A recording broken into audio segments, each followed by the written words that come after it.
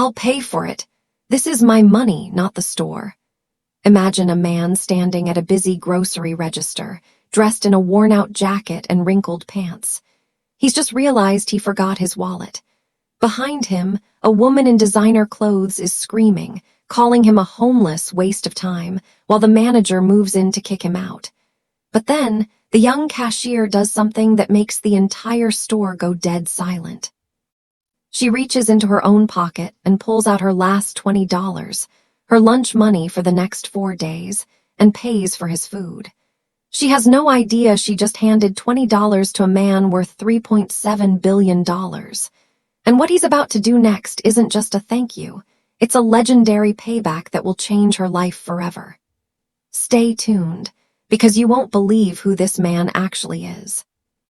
Ikenna Dio was a man who had everything the world told him to want. At 52 years old, he was the founder and chairman of Dio Holdings, a massive conglomerate worth $3.7 billion that spanned real estate, shipping, and technology. His fingerprints were on half the skyscrapers in Atlanta. Yet, if you saw him walking down the street, you'd never know it. Unlike other wealthy men who draped themselves in designer suits and flashy watches, Ikenna lived by a proverb his father taught him back in Senegal. Money is not a costume.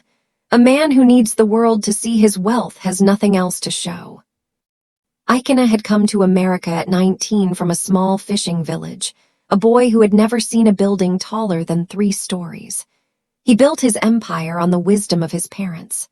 His father, Musa, a quiet fisherman, taught him that nature's rule is to live for others. A river doesn't drink its own water, and the sun doesn't shine for itself.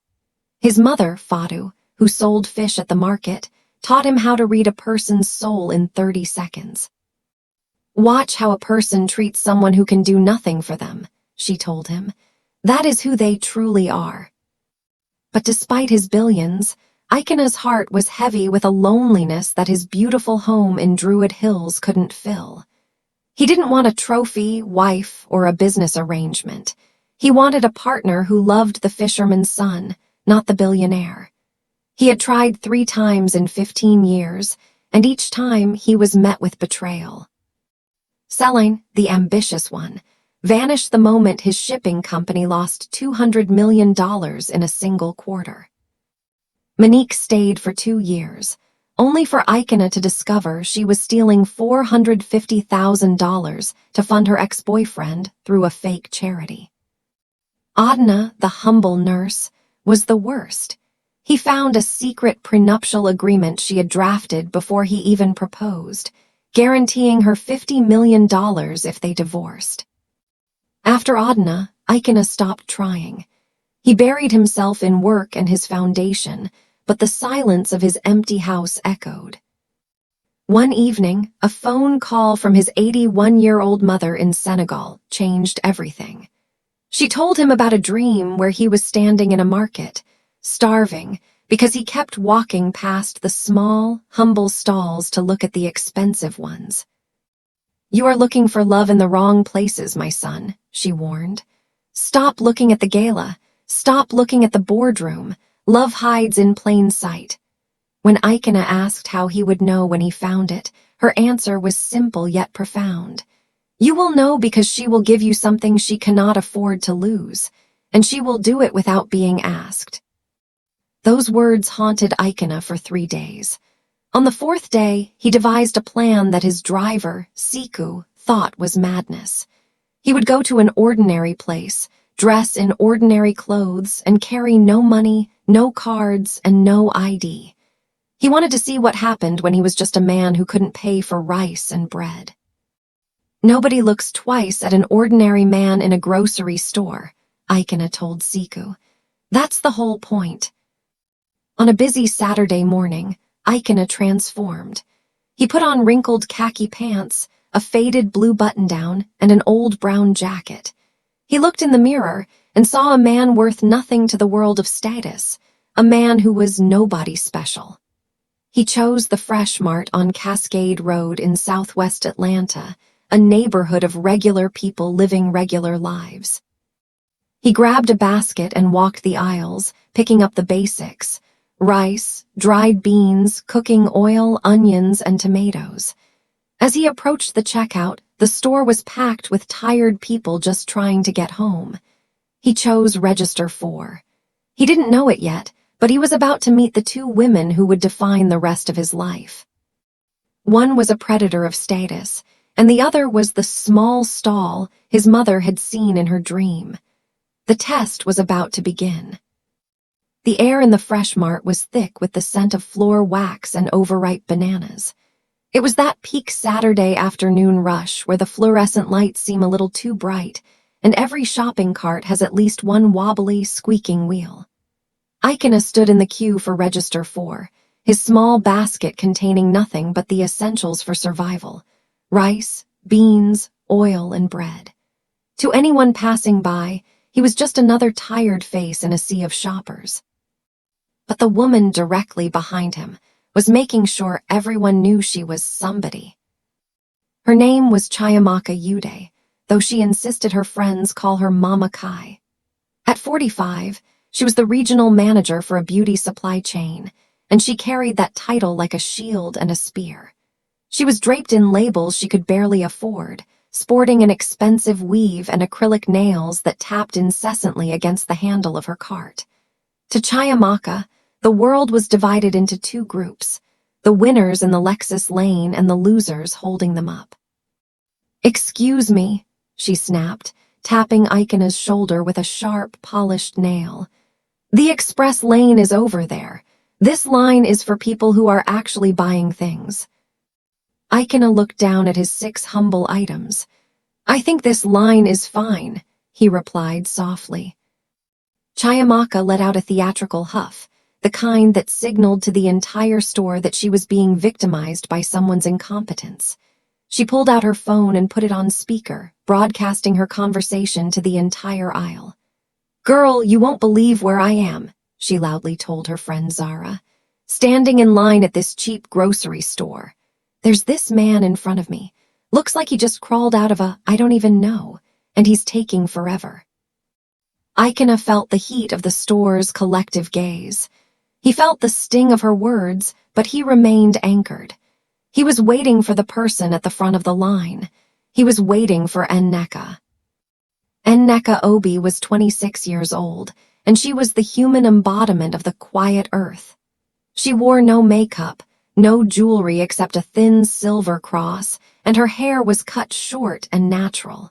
She didn't demand attention. She earned it through a steady, observant kindness. Nneka was living a life of quiet warfare. She worked from 6:00 a.m. to 2:00 p.m. at the Fresh Mart, then raced downtown to clean offices from 4:00 p.m. until nearly midnight. In the cracks of time between those two shifts, she was putting herself through accounting school. Every penny she earned was funneled into a single purpose: her 16-year-old brother, Toba. 4 years ago, their parents had been killed in a car accident back in Nigeria. Nneka had spent 2 agonizing years and every cent of her savings fighting the bureaucracy of 2 countries to bring Toba to America, rescuing him from a cruel aunt who treated him like a servant. Now, she skipped her own meals so Toba could have dinner. She walked through life with a hollow stomach so her brother could walk into a classroom with a full one. When Ikenna finally reached the belt, Nneka didn't look at his worn jacket with disdain. She looked at his eyes. "Good afternoon, sir," she said with a genuine smile. She began scanning his items: rice, beans, oil. "Cooking something good tonight, my mother's recipe, thibudian." Ikenna was taken aback. This young woman recognized the ingredients of his home. "You know Senegalese food?" he asked. "I know food is love," she replied simply. "Doesn't matter which country it comes from." Nneka finished scanning. "Your total is $23.47, sir." This was the moment. Ikenna reached into his jacket pocket, then his pants pocket, then his other jacket pocket. He performed the forgotten wallet dance with the skill of a seasoned actor, but the embarrassment he felt was surprisingly real. "I think I forgot my wallet," he stammered, checking his linings one last time. "I'm so sorry, I must have left it at home. I don't have any money." The silence that followed lasted only a heartbeat before Chiamaka exploded. "Are you serious right now?" Her voice cut through the air like a blade. "Some of us have been waiting in this line for 15 minutes and you don't even have money. Can you believe this? This man comes in here looking like that and wastes everyone's time.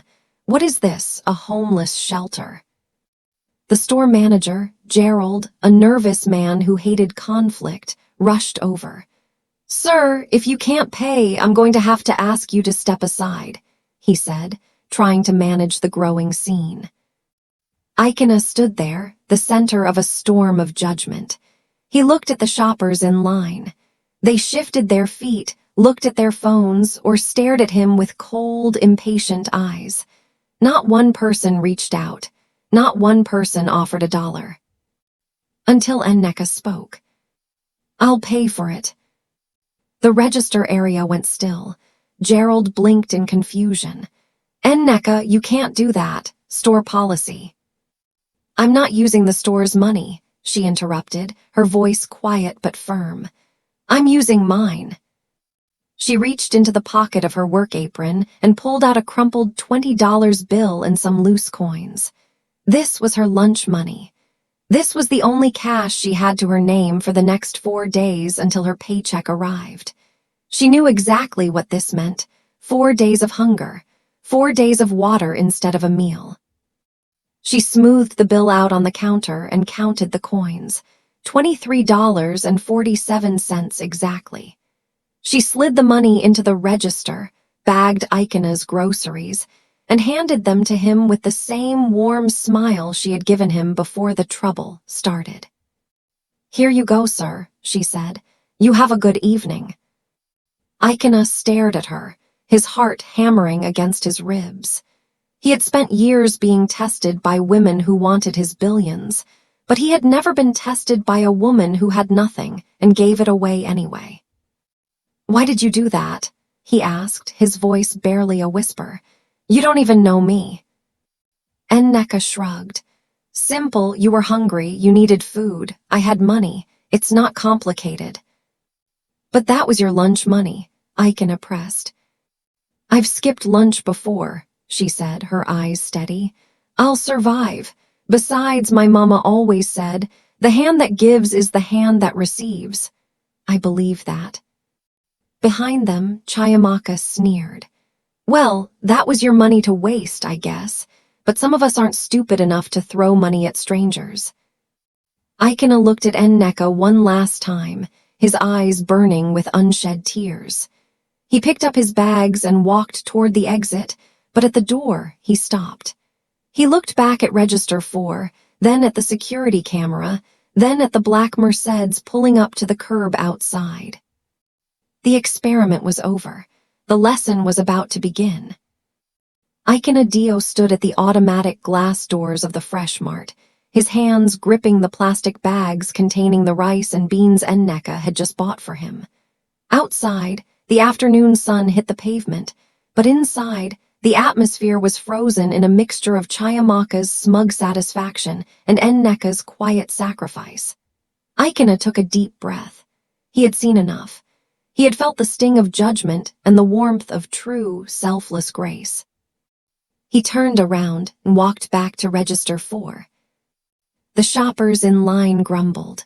Chiamaka rolled her eyes so hard it was a wonder they didn't get stuck. "Oh, what now?" she barked. "Did you forget your thank you, too? Move along, old man." Ikenna didn't look at her. He looked directly at the security camera mounted above Nneka's head, and then he reached into a hidden, reinforced pocket in the lining of his old brown jacket, a pocket that held the only item of value he had allowed himself to carry. He pulled out a sleek, titanium-framed smartphone. With one steady thumb, he pressed a speed dial button. "Siku," he said, his voice no longer hesitant or embarrassed, but ringing with the authority of a man who commanded thousands. "Bring the car to the front, and bring the envelope."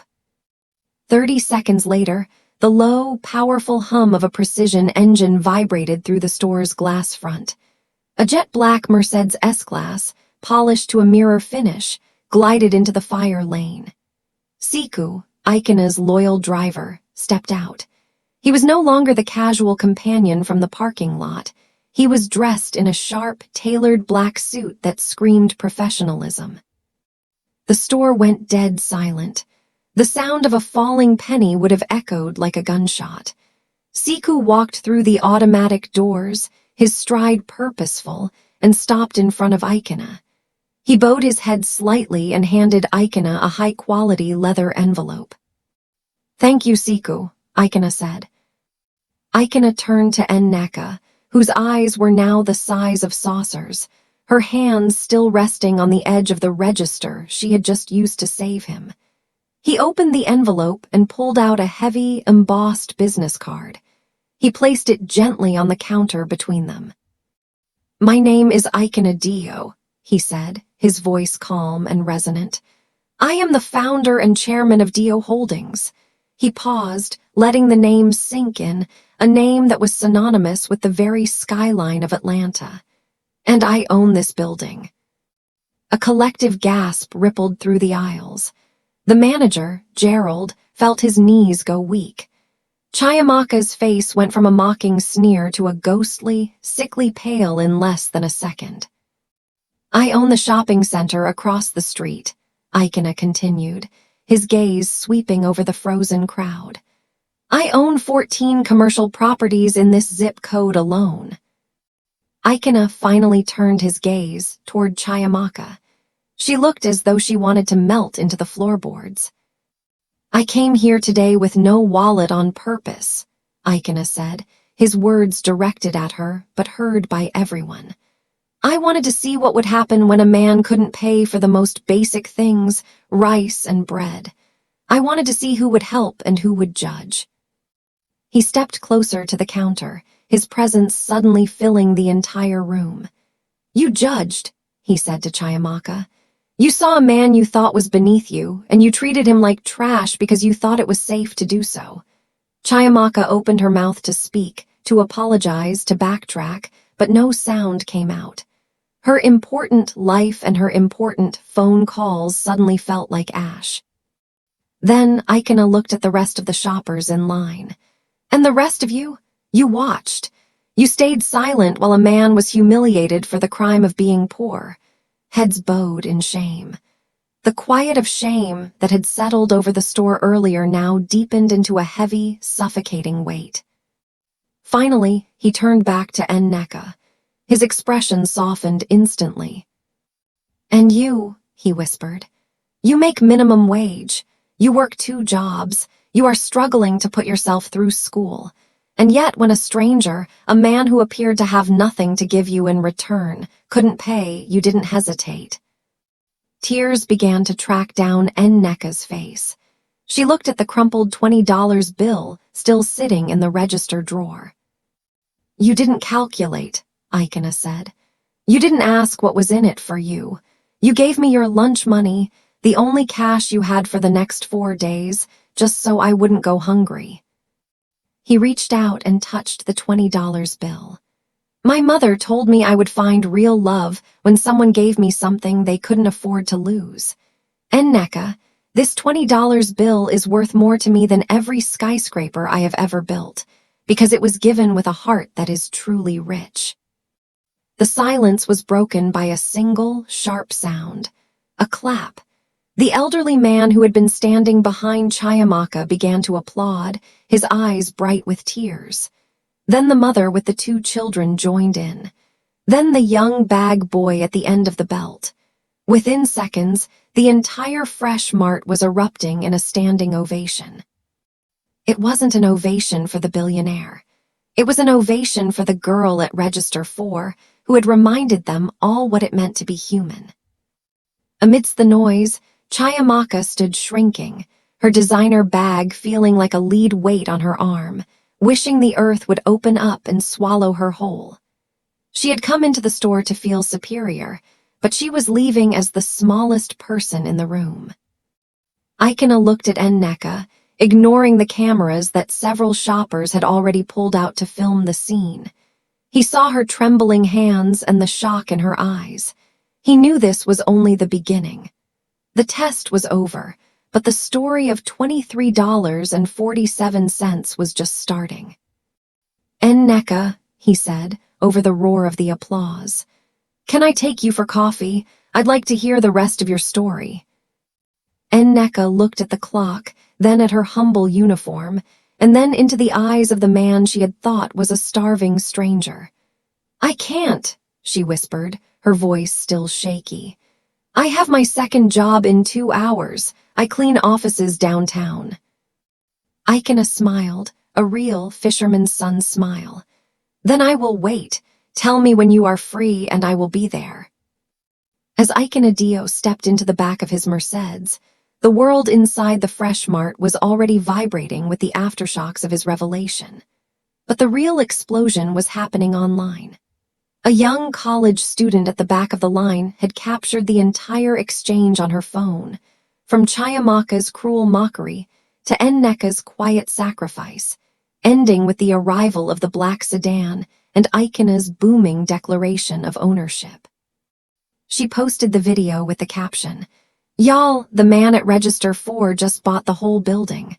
Literally. Within 2 hours, the video had 500,000 views. By dinner time, it was at 5 million. The hashtag #Register4Angel began trending across Atlanta. People were mesmerized by the contrast. The woman who had everything but a heart, and the woman who had nothing but gave everything. While the internet hunted for the identity of the rude lady in the designer suit, Ikenna was sitting in his glass-walled office overlooking the city, watching the sunset. He wasn't looking at the stock market tickers or his shipping manifests. He was looking at a crumpled $20 bill sitting on his mahogany desk. "Siku," Ikenna said, his voice thick with emotion. "Find out where she cleans. I want to see the world she lives in when the grocery store lights go out." At 9:30 p.m., Nneka was on her knees in a high-rise office building downtown, scrubbing the marble floors of a corporate lobby. Her back ached, and her stomach growled, a sharp reminder that her lunch money was now sitting in a billionaire's pocket. She hadn't seen the viral video yet. Her phone's data plan was maxed out, and she didn't have time to check social media anyway. She was thinking about the man from the store. She didn't care that he was a billionaire. She was just confused. Why would someone so rich pretend to be so poor? She wondered. Was it a game to him? Was our struggle just a Saturday afternoon hobby for him? The heavy glass doors of the lobby hissed open. Nneka didn't look up. She assumed it was the security guard on his rounds. "You missed a spot near the elevator," a deep, familiar voice said. Nneka froze. She looked up, her hair slightly frizzed from the humidity of the mop bucket. Standing there, no longer in the wrinkled khakis, but in a charcoal gray suit that probably cost more than her annual salary, was Ikenna Dio. "What are you doing here?" she whispered, standing up and wiping her soapy hands on her leggings. "This is a restricted area." "I told you I'd wait," Ikenna said softly. He looked around the empty, cold lobby. "You work here until midnight, then you go home to study, and then you start at the store at 6:00 a.m. When do you breathe, Nneka?" Nneka felt a flash of defensive pride. "I breathe when I see my brother's report card. I breathe when the rent is paid. I don't need a billionaire's pity, Mr. Dio." "It isn't pity." Ikenna stepped closer, ignoring the bucket of gray water between them. "It's respect. I spent 30 years building an empire, but I haven't worked as hard as you've worked today in a long time. I forgot what the climb felt like. You reminded me." He reached into his pocket and pulled out a small, steaming paper bag. I figured since you gave me your lunch money, the least I could do was bring you dinner. It's from the Senegalese place on 4th, Thiboudian, just like you mentioned. The scent of spiced fish and broken rice hit her, and Nneka's resolve crumbled. She sat on the edge of a planter, and for the next 30 minutes, the billionaire and the cleaning lady ate out of plastic containers in a darkened lobby. While Nneka was sharing a meal with Ikenna, Chiamaka Yude was experiencing a very different kind of night. She had returned to her luxury apartment, pouring herself a glass of wine to settle her nerves, telling herself that the old man was just an eccentric fluke. Then her phone began to blow up. Dozens of messages from friends asking if that was her in the viral video. Then, a message from her boss, the CEO of the beauty supply chain. Chiamaka, the board has seen the video from Fresh Mart. Your behavior does not align with our community-first values. We are receiving thousands of boycott threats. Do not come in on Monday. Your severance will be mailed. Chiamaka dropped her glass. It shattered on the designer tile. In her quest to look important by stepping on someone she thought was small, she had crushed her own career. The irony was bitter. She had mocked a man for having no money, and now, with her mounting credit card debt and no income, she was closer to his homeless persona than she had ever been. As the midnight bells chimed, Ikenna walked Nneka to her old, beat-up sedan. Nneka, he said as she opened the door, I want to help you, not as a charity case but as an investment. You're studying accounting, right? Nneka nodded warily. 3rd year. My firm needs people who understand that numbers represent real lives, Ikenna said. But first, I want to take you on a real date. No grocery stores, no cleaning buckets, just a man and a woman getting to know each other. Nneka looked at him, really looked at him. She saw the loneliness he tried to hide behind the suit. She saw the fisherman's son. Okay, she said, but on one condition. Anything, Ikenna promised. We go somewhere where the $23.47 you owe me can actually buy the meal, she teased. Ikenna laughed, a loud, booming sound that echoed through the empty street. Deal, but I'm keeping that $20 bill. I'm going to frame it. As she drove away, Ikenna watched her taillights fade. He felt a lightness in his chest he hadn't felt in decades. His mother was right. The small stall had the real nourishment, but he knew that the world wouldn't make it easy for them. The viral video had made Nneka a target of curiosity, and his own past, the women who had betrayed him, still cast long shadows. He took out his phone and called Siku. Clear my schedule for tomorrow and call my lawyers. I want to set up a trust, not for me, for a kid named Toba. The game was changing. It was no longer about a billionaire testing the world. It was about a man protecting the only pure thing he had found in it. The viral video of the billionaire in the grocery store didn't just bring fame, it brought the vultures. As Ikenna and Nneka's bond deepened, the world outside began to claw at their peace. For Ikenna, this wasn't his first time in the spotlight, but for Nneka, the sudden attention was a storm she wasn't prepared for. Paparazzi began camping outside the Fresh Mart. Tabloids ran headlines like Cinderella of Cascade Road, Is it love or a payday? And the $20 gold digger. Every time Nneka walked to her car, she was blinded by flashbulbs. People she hadn't spoken to in years suddenly appeared, asking for loans or connections to the Dio empire. But the real threat wasn't the strangers. It was Ikenna's own history. In a high-rise penthouse across the city, Adna, the woman who had tried to trap Ikenna with a $50 million prenuptial agreement years prior, stared at the viral video with narrowed eyes. She couldn't stand that a lowly cashier had succeeded where she had failed. She knew Ikenna's weakness, his fear of being used. Adna made a phone call to a disgraced private investigator. "Find me anything on this Nneka Obi," she hissed. "Every debt, every mistake, every secret. If she's as pure as the internet says, we'll just have to manufacture a lie." Unaware of the storm brewing, Ikenna prepared for the most nerve-wracking meeting of his life. He wasn't meeting a CEO or a head of state. He was meeting Toba, Nneka's 16-year-old brother. Nneka's small apartment was filled with the scent of jollof rice. It was a humble space, but every corner reflected her love for her brother. His academic trophies were displayed prominently, and his soccer cleats were neatly tucked by the door. Toba was a mirror image of Nneka, quiet, observant, and fiercely protective. When Ikenna arrived, not in his Mercedes but in a modest taxi to avoid drawing the paparazzi, Toba didn't greet him with the awe most people showed a billionaire. He greeted him with a challenge. "My sister works 2 jobs for me," Toba said, looking Ikenna straight in the eye while Nneka was in the kitchen. "She skipped meals so I could eat. She fought for 2 years to bring me to America from Nigeria. She's the strongest person I know."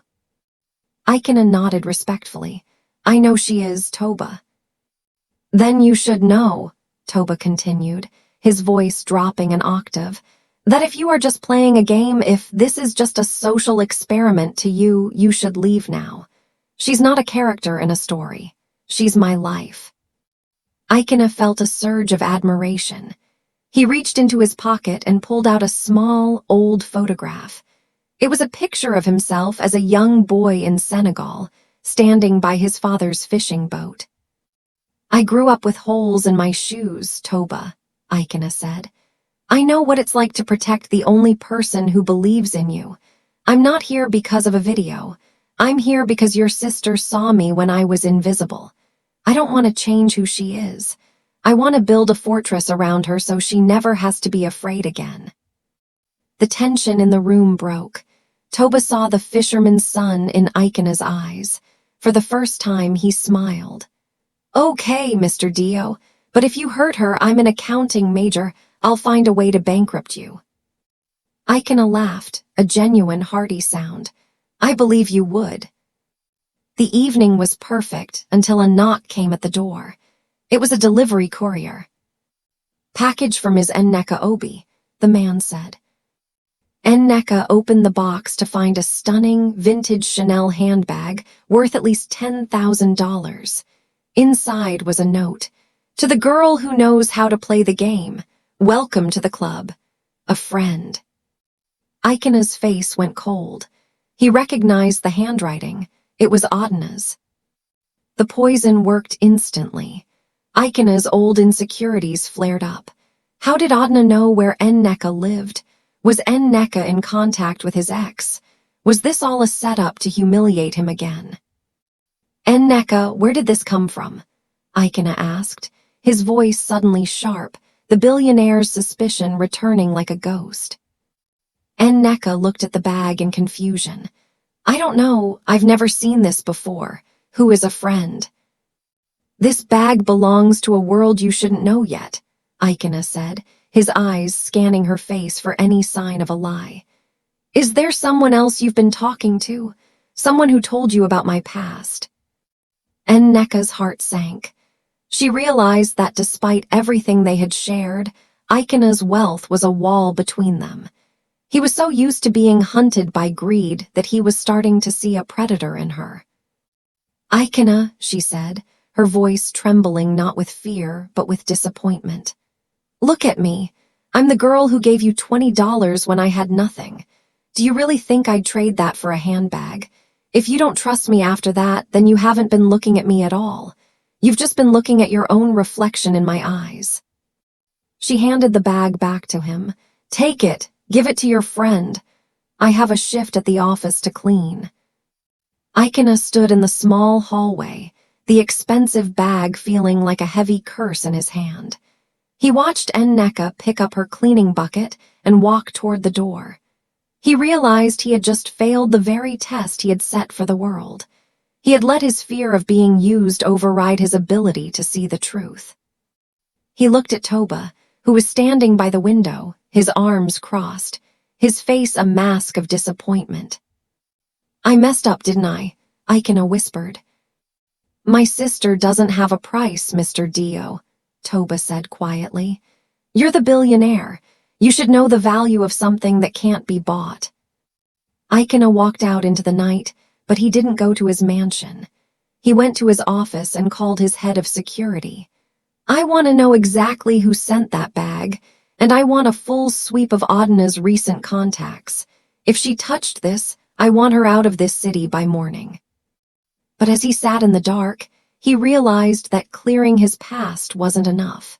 He had to prove to Nneka that he wasn't just a man with a checkbook, but a man who was worthy of her $23.47. The next move wouldn't be a gift, it would be a sacrifice. The fallout from the poisoned gift left a cold silence between Ikenna and Nneka. While Nneka returned to her grueling routine of scanning groceries and scrubbing floors, Ikenna retreated to his boardroom, but his mind was far from profit margins.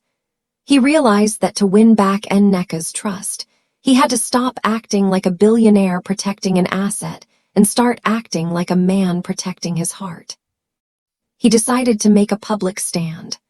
Ikenna called a press conference, but not at the Grand Dio Holdings headquarters downtown. Instead, he invited the media to the small, humble cafe on Jonesboro Road, the place where Nneka had become real to him.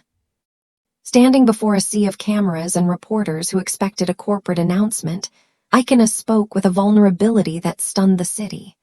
"The world has spent the last week talking about a Cinderella cashier," he began, his voice steady. "But you have it backward. I am the one who was rescued. I spent 30 years building buildings, but I forgot how to build a home.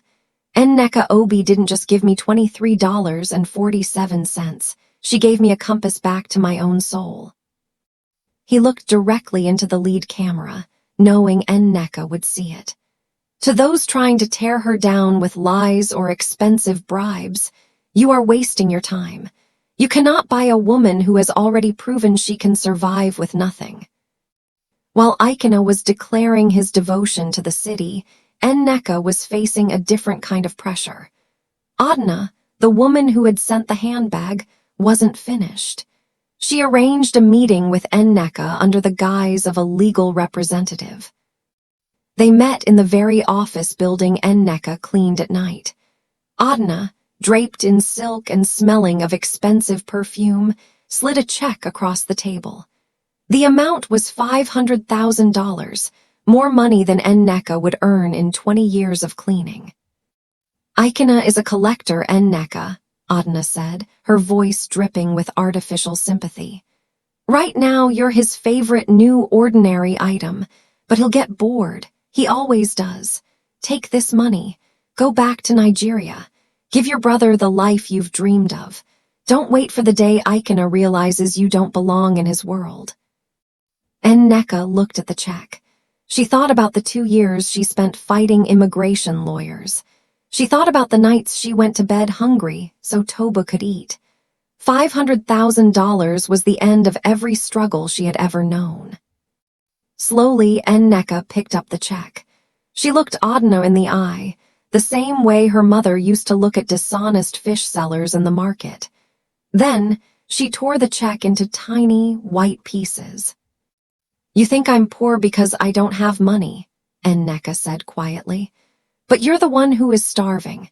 You're so hungry for power that you've forgotten that things like loyalty and love don't have a price tag. Ikenna didn't choose me because of a game. He chose me because I'm the only person in this city who doesn't want anything from him but his time." Ikenna kept his promise to treat Nneka as an investment, not a charity case. He didn't just hand her a high-paying job, he connected her with the veterans in his accounting department. "I don't want to give you a job," he told her when they finally reconnected after the press conference. "I want to give you knowledge, so when you start your own business, you'll know exactly how to protect it." Nneka spent her mornings at the Fresh Mart and her afternoons at Dio Holdings, trading her cleaning mop for a ledger. She was a natural. Her mother's ability to calculate prices at the market had been passed down to her. She could spot a discrepancy in a multi-million-dollar shipping manifesto in minutes. As she studied, she realized that Ikenna's empire wasn't just about money. It was about the families the buildings housed and the workers the shipping lines employed. She began to see the fisherman's son in every decision he made, the man who knew that living for others is the rule of nature. By the end of the 6th month, the viral fame had faded, replaced by a quiet, deep-rooted respect between the two. Ikenna had stopped arriving in the Mercedes. He preferred driving himself in an old Honda, enjoying the anonymity of being just Ikenna when they went for walks in the park. He watched Nneka graduate from her night school, standing in the front row next to Toba and Siku. Seeing her on that stage, having earned her degree through blood, sweat, and $23.47, Ikenna knew he couldn't wait any longer. He didn't want a gala wedding. He didn't want a business arrangement. He wanted to return to the place where it all began, the place where a woman who had nothing gave her last cent to a stranger. He began to coordinate with Gerald, the store manager, and the local community. He had one more legendary payback planned, but this one wasn't about revenge against the proud. It was about honoring the humble. Nneka, he said as they sat in their booth at the cafe after her graduation, I have one more test for you, but this time I'm the one who has to pass it. 6 months after that fateful Saturday at Register 4, the viral storm had settled into a quiet, steady hum of respect. Ikenna had spent every Thursday at the small cafe on Jonesboro Road, getting to know the woman who had saved his dignity with her last $20. He had watched her graduate at the top of her class, and he had seen her refuse a $500,000 bribe with the same grace she used to scan groceries. But Ikenna knew that to truly ask Nneka to be his wife, he couldn't do it in a boardroom or at a 5-star gala. He had to go back to the place where he was just an ordinary man. On a warm Tuesday evening, Ikenna asked Nneka to meet him at the Fresh Mart after her shift. When she arrived, the store was unusually quiet. The closed sign was hanging on the door, but the lights inside were glowing with a soft, warm amber hue. As she walked inside, she didn't see rows of cereal and detergent. Ikenna had worked with Gerald, the manager, to transform the store. String lights were draped from the ceiling tiles, reflecting off the polished linoleum floors. The shelves had been pushed back to create a wide, open aisle leading straight to Register 4. Standing behind the counter, in the exact spot where she had first smiled at him, was Ikenna. He wasn't wearing his $5,000 charcoal suit. He was wearing the same wrinkled khaki pants and the old brown jacket he had worn the day they met. Nneka walked down the aisle, her heart racing. Ikenna, what is all this? I wanted to bring you back to the most important place in my life, Ikenna said, his voice echoing slightly in the large, quiet space. People think my greatest achievement is the Dio Tower or the shipping terminals in Savannah, but my greatest moment happened right here, at this register. He reached into the pocket of his worn jacket and pulled out a small velvet box. But when he opened it, there was no massive, flashing diamond. Instead, it was a simple, elegant gold band. I had this custom made, Ikenna whispered. Look inside. Nneka took the ring with trembling fingers. Engraved on the inner circle of the gold was a single number, $23.47. That was the price of my groceries, Ikenna said, his eyes glistening. But it was also the price of my soul. You gave that money away when you had nothing, to a man you thought had nothing. That is the most valuable transaction in the history of my company. He stepped out from behind the counter and dropped to one knee on the hard grocery store floor. Nneka Obi, I don't want to be a billionaire without you. I want to be the fisherman's son who comes home to you every night. I want to build a life where our numbers are clean and our hearts are full. Will you marry me?" Tears streamed down Nneka's face. She looked at the ring, then at the man who had humbled himself to find her. "Yes," she whispered. 1,000 times yes.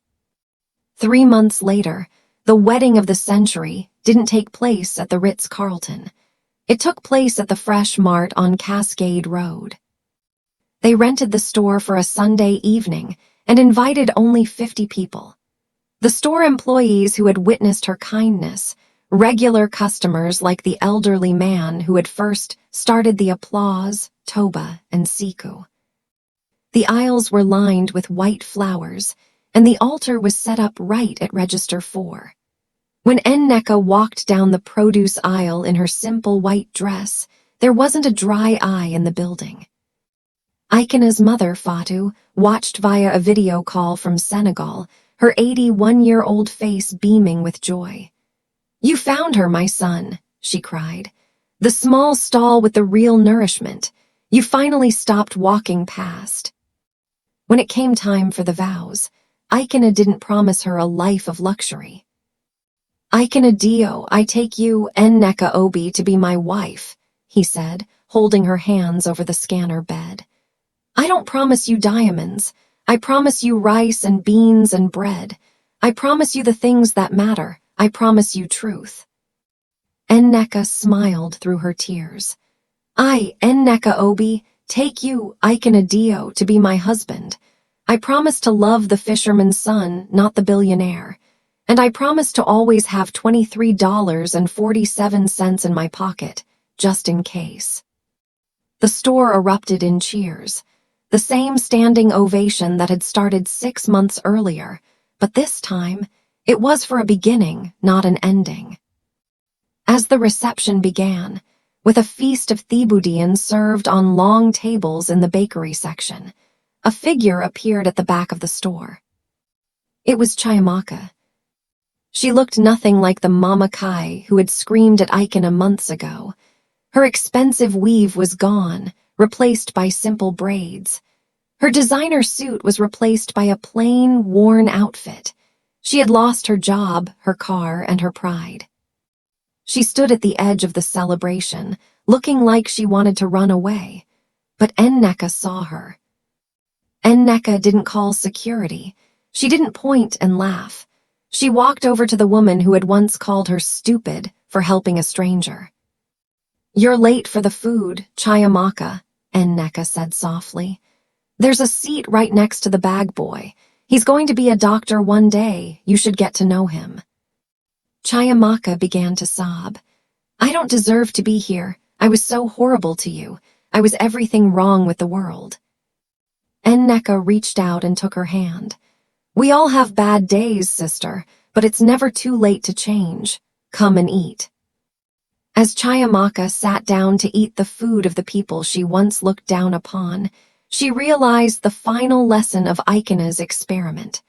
The richest person in the room is never the one with the biggest wallet. It is the one with the biggest heart.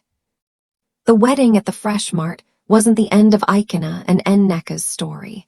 It was the foundation of a legacy that would change the face of Atlanta. While the world expected Nneka to settle into a life of leisure as a billionaire's wife, she had other plans. She remembered the nights she spent scrubbing floors and the fear of being $3 short at a register. She knew that while her story had a fairy tale ending, thousands of others were still trapped in the struggle. The year following the wedding, Nneka officially launched OB Financial Services. Her first office wasn't in a glass skyscraper. It was a small, renovated space just 2 blocks away from the Fresh Mart on Cascade Road. Her mission was simple: to provide honest accounting and financial literacy to the small stalls of the world, the street vendors, the single mothers starting catering businesses, and the immigrants who were often ignored by big banks. Her very first client was the Fresh Mart itself. She managed their books with a level of care that saw the store's profits grow by 30% in the first year, but she refused to send them a single invoice. "This store gave me my husband," she told Gerald. Consider my services a lifetime's worth of lunch money. Toba, once the quiet boy protecting his sister, flourished under the stability Ikenna provided. With the scholarship fund Ikenna had established, Toba attended the Georgia Institute of Technology. He didn't just study engineering, he specialized in sustainable infrastructure, inspired by the stories Ikenna told him about the fishing villages in Senegal. During his junior year, Toba designed a low-cost water filtration system for coastal villages, a project funded by the Dio Foundation. When he traveled to Senegal with Ikenna to oversee the installation, he finally met Ikenna's mother, Fatou. The elderly woman held Toba's hands that no longer had to work manual labor to survive, and saw the same light in him that she saw in her son.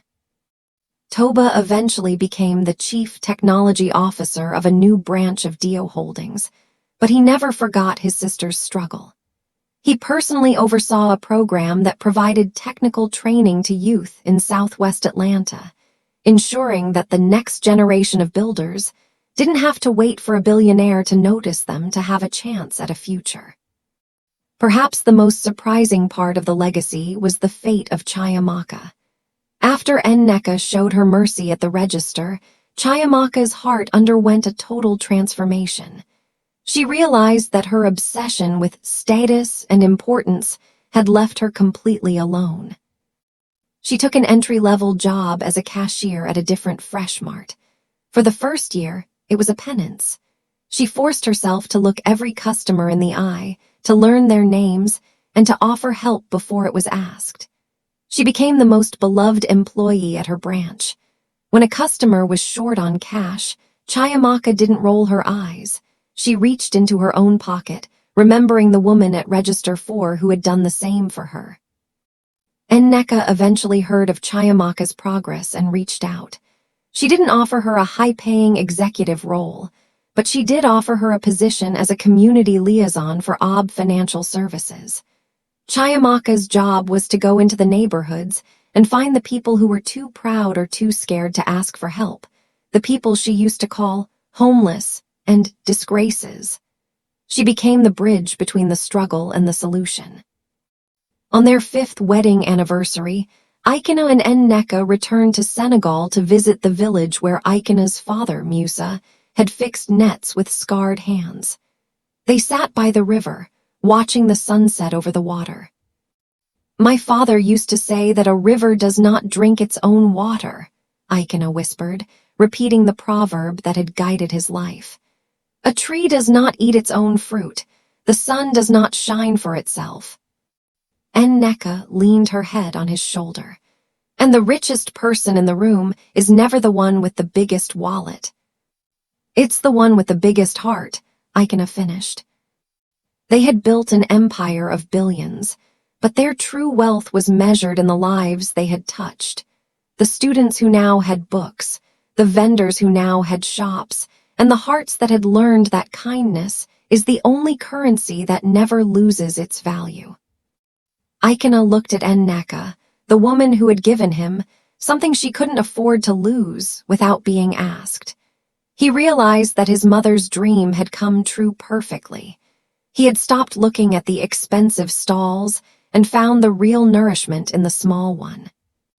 The story of the billionaire at Register 4 became a modern African folktale, told to children not just to entertain them, but to teach them that your character is your only true ID.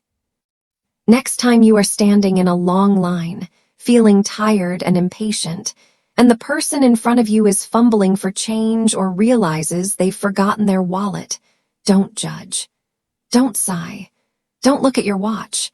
Remember the man in the wrinkled khakis and the girl with the crumpled $20 bill. Because you never know who is watching, and you never know what that small act of kindness might be worth in the end. In the world of Ikenna and Nneka, a single moment of grace turned $23.47 into a legacy that lasted forever. Remember, love hides in plain sight. You just have to be brave enough to look.